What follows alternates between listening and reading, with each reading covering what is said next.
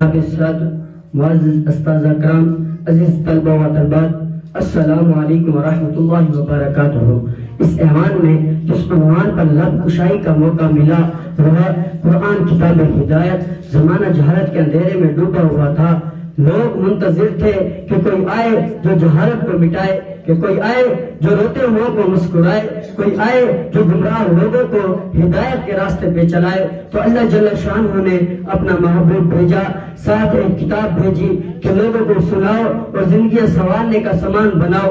وہ کتاب نور جو 30 پاروں پہ مشتمل ہے، 23 سال کے عرصے میں نازل ہونے والی یہ کتاب ہدایت، جس نے اس کے مطابق زندگی گزاری وہ فلاح پا گیا، کیونکہ یہاں فرض کی تکمیل ہے اور مقام بلند ملتا ہے۔ قرآن پڑھیے، هل يستوي الذين يعلمون والذين لا يعلمون، کیا پڑھا لکھا اور ان پڑھ برابر ہو سکتے ہیں؟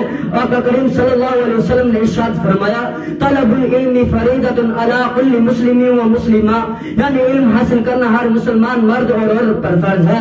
اس علم سے مراد قرآن کا علم ہے، اس علم سے مراد دین اسلام کا علم ہے، شریعت کا علم ہے، ضروریات زندگی سے متعلق احکامات دین کا علم ہے۔ تحریک کے اوقات بدل کے دیکھا، لیڈران کی زندگیوں کا مطالعہ کیا، نتیجہ نکلا وہی کامیاب ہوئے جنہوں نے قرآن پہ عمل کیا۔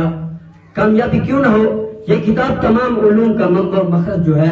کامیابی کیوں نہ ہو، اس کتاب کا لفظ ہدایت، اس کی تلاوت عبادت، اس کی زیارت عبادت، اس کی لمس عبادت، اس کو یاد کرنا عبادت، اس کو پڑھنا عبادت، اس کو پڑھانا عبادت، اس پر عمل عبادت، اس کی تبلیغ عبادت، اس کی ترویج عبادت۔ آئیے عبادت بھی کمائیے اور زندگی سنوارنے کا سلیقہ بھی پائیے۔ قرآن کو یاد کیجیے اور سینے سے لگائیے۔ والسلام۔